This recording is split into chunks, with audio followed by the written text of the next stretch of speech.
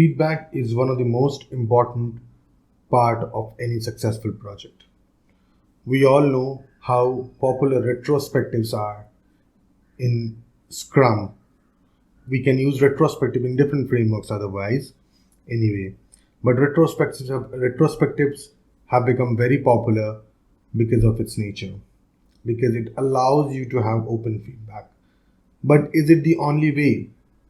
Can we practice something else to increase that feedback loop, to better the feedback loop within our team? We'll find it out. Let's see how we can do that. My name is Debopom Sanyal and I am your personal coach.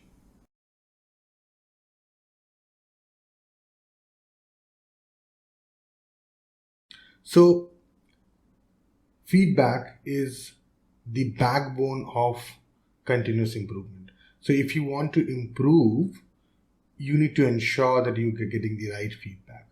It's very important. There are two parts.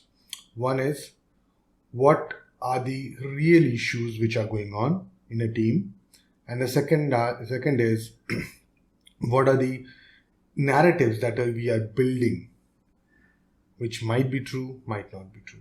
So there are two things. One is the real issues. One is the narrative that we are building. And in order to distinguish between these two, between the narrative and the real one, we need feedback.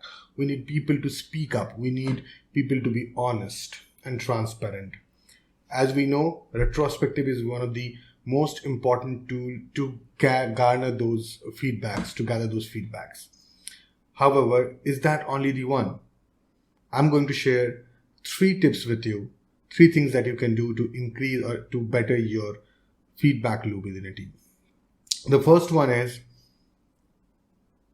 put up a board where you can invite people to share their honest feedback.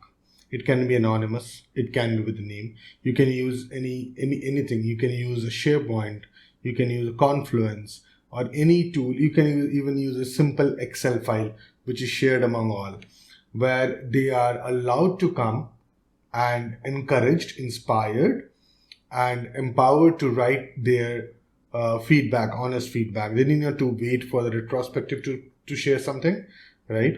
And they can always use this tool. If you do that, this will create the habit of sharing the feedback, whatever they feel. Right? It can be, and remember, feedback is feedback. It has nothing to do with a positive feedback and negative feedback. Feedback is always feedback, and you need that feedback. As I said, feedback is the backbone of any continuous improvement process. Now, talking about the habit, there's one more thing that you can do, the second one, which you can do to increase or to make this habit a reality. Now, that can be done by encouraging people to call out the things that they need to. Now, it can start with trivial. Now, I have seen many teams where they don't really speak out. They're probably not in a psychologically safe place. They might think, as I said, there might be some narratives which we don't know. They might be perceiving some narrative which is not the real issue, and they're not speaking up. So in order to do that, start encouraging them to call out small things. If they are taking leaves, just let them say in front of everyone, "Hey, I'm taking a leave," right? If they are switching off camera or they're not coming onto camera, for example, if you're on a virtual setup, if they're not coming onto camera, just let them say, "Hey, I'll not be turning on my camera today." It's okay. Now, this sounds very trivial, but this has a major impact on people because they will have that courage to call out things whenever there is any problem, any issue. They'll start building that habit to call out things, and which is very, very important for any team to succeed, right? And any people to feel empowered, you need to build those habits, and those habits are very important. So try to bring those in your team. And the third is again a very commonly followed among people. Start having discussions, maybe one-to-one discussions with your team as frequently as possible. I would suggest maybe weekly. Encourage them to tell about their problems, encourage them to talk about issues that they need to resolve, right? How about their plans, what's going on, what is troubling them, what they need in order to move into the career path, so on and so forth. It can be an array of topics, but remember to schedule those calls. Remember to invite them to that platform, encourage them to speak, be friendly, and don't wait for a performance meeting to speak to your people. If you do that, you are already killing the you are already damaging the confidence of the people, right? So try to interact with them as frequently as possible, so that you are aware of their progression, they're aware of your intent.